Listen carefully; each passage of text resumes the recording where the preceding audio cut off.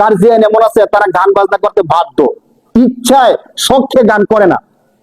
এর আগের এক মুসল্লিকে আমি বলছিলাম আগের মসজিদের, যে আপনার বিবাহের অনুষ্ঠানে আমি যাবো যদি আপনি গান বাজনা না করেন। সে আমার সাথে ওয়াদা করে গেছে যে হুজুর ঠিক আছে আমি গান বাজনা করবো না। 10 লক্ষ টাকা সে নিজে খরচ করছিল, সে বলছে গান বাজনা করবে না। কিন্তু তার মেয়েরা ছেলেরা এমন ভাবে তাকে ধরছে গান বাজনা করতে হবেই হবে।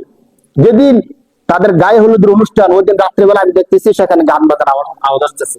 আমি বললাম আমার সাথে ওয়াদা করে গেছে, এরপর গান বাজনা বাজাইতেছে কেন? ওই যে গার্জিয়ানটা সে লজ্জায় আমার সামনে আসতে পারতেছে না।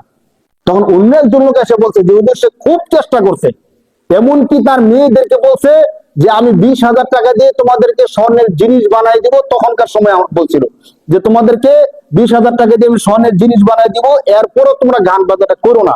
আমি হুজুরের সাথে ওয়াদা দিয়েছি গান বাজনা করা যাবে না। তারা বলছে গান বাজনা না হলে বিয়ে হবে না। এই বাড়িতে যদি বিয়ে হতে হয় তাহলে কি করতে হবে? গান বাজনা হতেই হবে। বাধ্য হইয়া শেষ পর্যন্ত গান বাজনা করছে।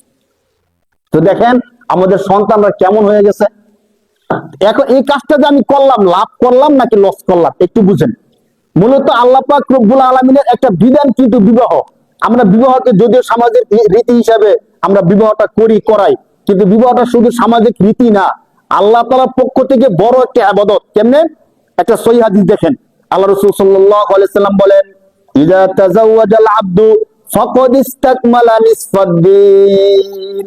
আল্লাহ রাসূল বলেন কোন একজন বান্দা যখন বিবাহ করে সে যেন শুধু বিবাহের মাধ্যমে তার অর্ধেক দিনকে পূর্ণ করে ফেলছে। সুবহানাল্লাহ।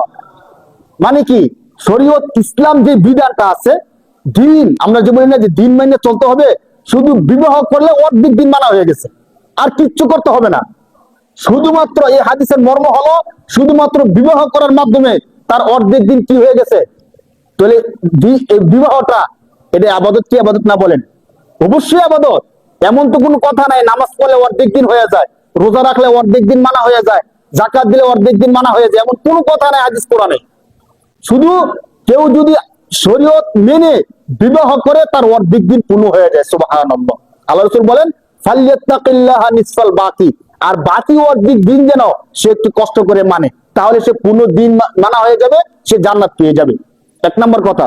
2 নম্বর কথা, এই বিবাহটা সর্বপ্রথম আল্লাহ পাক রব্বুল আলামিন আদম আলাইহিস সালাতু ওয়াস সালামকে, আমাদের বাবা আদম আলাইহিস সালামকে মা হাওয়ার সাথে জান্নাতের মধ্যে বিবাহটা পড়াইছেন। সুবহানাল্লাহ। তাহলে এটা কেমন একটা ইবাদত! যে কাজটা কে করাইছেন? আল্লাহ করাইছেন। শুধু এতটুকু না, আমাদের নবী মুহাম্মদুর রাসূলুল্লাহ সাল্লাল্লাহু আলাইহি সাল্লাম যখন আম্মাজান আয়েশাকে বিবাহ করেন, স্পষ্ট আকারে আল্লাহ রাসূল সাল্লাল্লাহু আলাইহি সাল্লাম বলেন এই বিবাহ আমি না, বরং আল্লাহ ফেরেশতাদেরকে নিয়ে আরশের মধ্যে পড়াই দিয়েছেন। সুবহানাল্লাহ। তাহলে বিবাহ কত বড় একটা ইবাদত দেখেন। অন্য কোন কাজটা আছে আল্লাহ করাই দিয়েছেন। আদম আলাইহিস সালামের বিষয়টা তো আমরা জানি, আদম এবং মা হাওয়া তাদের বিবাহ কি দুনিয়ার মধ্যে হয়েছে নাকি আসমানে থাকতেই হয়েছে, জান্নাতে থাকতেই হয়েছে। আর সহিহ হাদিসের মধ্যে আসছে আম্মাজান আয়েশার সাথে আল্লাহ রাসূলের বিবাহটা স্বয়ং কে পড়াইছেন? আল্লাহই পড়াই দিয়েছেন। তাহলে এই বিবাহটা কি সাধারণ রীতি নাকি বড় একটা ইবাদত? বড় একটা ইবাদত। এখন বড় একটা ইবাদত করতে গিয়ে আপনি গান করছেন, বড় একটা ইবাদত করতে গিয়ে আপনি নাচের অনুষ্ঠান করতেছেন, কেমন হয়ে গেল? নামাজ শরীয়তের সবচেয়ে বড় একটা ইবাদত, গুরুত্বপূর্ণ একটা ইবাদত।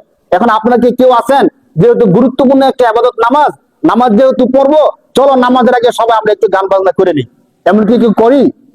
আমরা এই কাজটা করতে গেলে সমাজের মানুষ কি বলবে বলেন? তুমি নামাজ পড়বা, এখন তুমি গানের অনুষ্ঠান দিচ্ছ, নাউযুবিল্লাহি মিন যালিক। অথচ নামাজ যেমন একটা ইবাদত, বিবাহ একটা কি ইবাদত। শুধু এতটুকু না, আমি বললাম না কেউ যদি নামাজ পড়ে তার অর্ধেক দিন পুরো হবে এমন কথা নাই, কিন্তু কেউ যদি বিবাহ করে শুধু বিবাহ করার মাধ্যমে তার অর্ধেক দিন পূর্ণ হয়ে যাবে। সহিহ হাদিস। তাহলে কত বড় ইবাদত, যে ইবাদতটা আল্লাহ করাইছেন, ওই ইবাদতটা করার সময় আমরা কি করি? গানের অনুষ্ঠান দিই।